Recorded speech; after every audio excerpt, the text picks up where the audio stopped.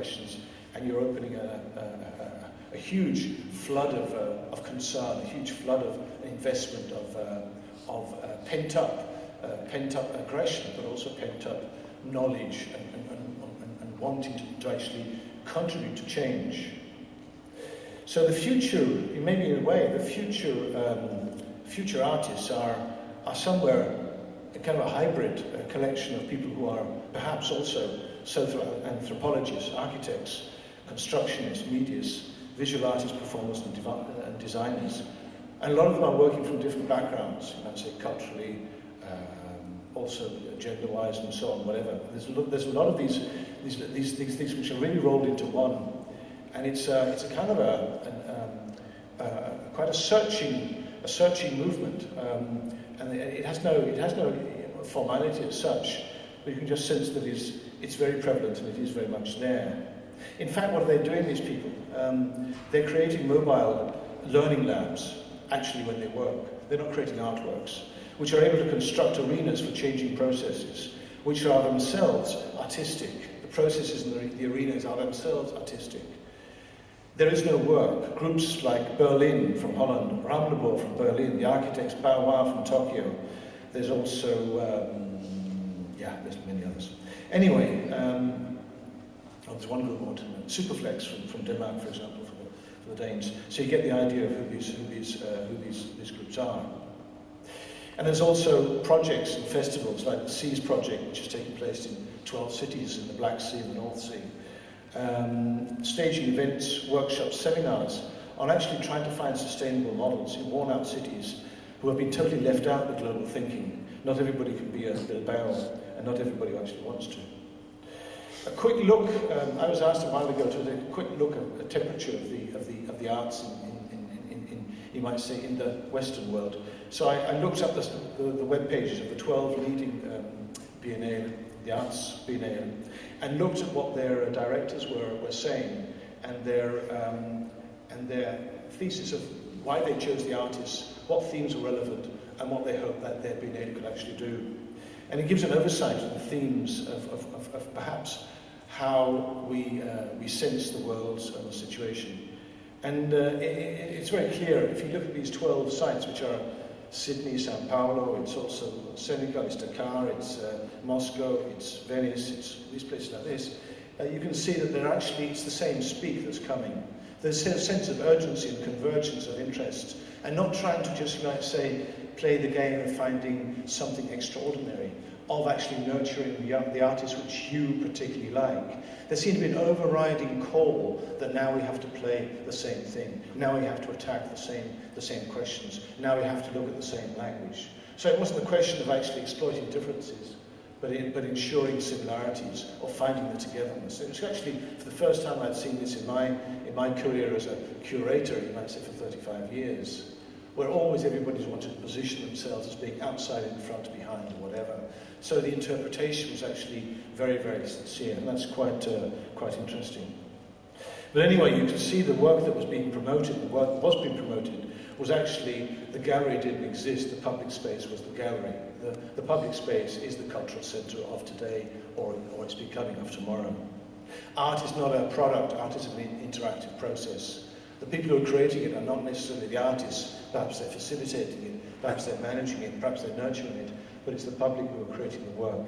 So it's a whole new, you might say, concept of actually where art is going, where society is going, and trying to find ways of linking those up. So we're actually working from artwork to art that works, and reflecting the search for new open platforms where artists confront reality, confront the public, confront themselves, and confront normality. And where art is a piece of work, or art is a process, or a situation, indeed a state of mind.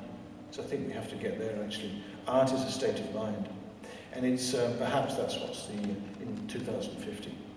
This re-engagement of the arts in society over the past decade is parallel, of course, to these major, almost seismographic cultural shocks we have seen in this moral tsunami over the last 10 years. And this is instigated, or at least compounded, an implicit shift and change of mindset, which is engaging thousands of young creators, let's call them that.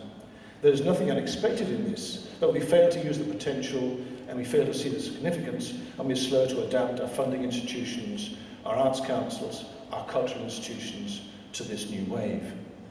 In a world where there's definitely no need for more entertainment, no need for more information, no need for more beliefs, no need for more political ideologies, there is a huge need to connect and reconnect, to revise and to rethink. And here one sees the role of the artist and the role of the cultural sector as a forum, a democratic frame of concern. So let's look at potential links.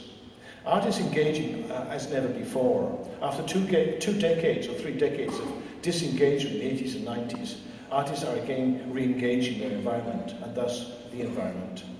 The fascination with individual freedom, individual identity, individual moral is clearing the way for concern with what makes us different, but what makes us common.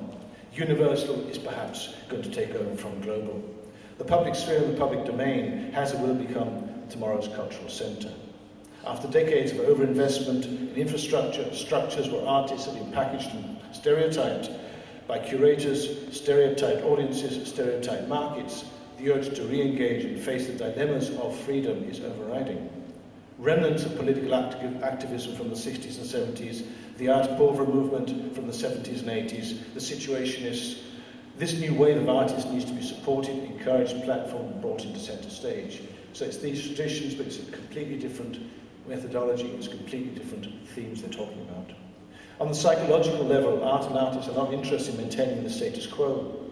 They abhor documentation, mathematical averages, look blindly at predictability, and prefer not to just to make do with the logical or the unavoidable. They gravitate personally, gravitate bodily, but gravitate collectively and psychologically to the borders, to look for the unknown, testing the impossible and questioning the certain. Since the beginning of the 19th century to the 20th century, artists have turned their collective backs on the rural as everybody else, and they've turned their attention to the cities. The rural and the urban became synonymous for the past and the future, the certain and the uncertain, the known and the unknown, the reality and the dream, the static and the dynamic. Contemporary art thrives in dynamic conflict areas, impossibilities, broken dreams and suspect promises. Long ago, art aligned itself with the perfect and reflected its culture, but now searches for the imperfect and attacks its culture.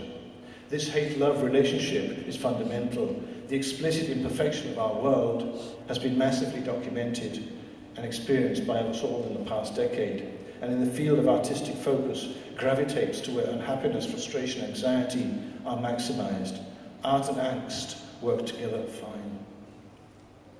But artists actually are no longer artists. The division between medias, artists, activists, social anthropologists, constructivists is more and more blurred. Artists of the ecological age don't just want to make art works, as I said before, but want to make art that works. Aesthetics in our time are perhaps no longer valid without ethics. Architecture only creates space, while architecture communicates and creates situations of people and creates mindsets. Social media is not broadcasting, but communication.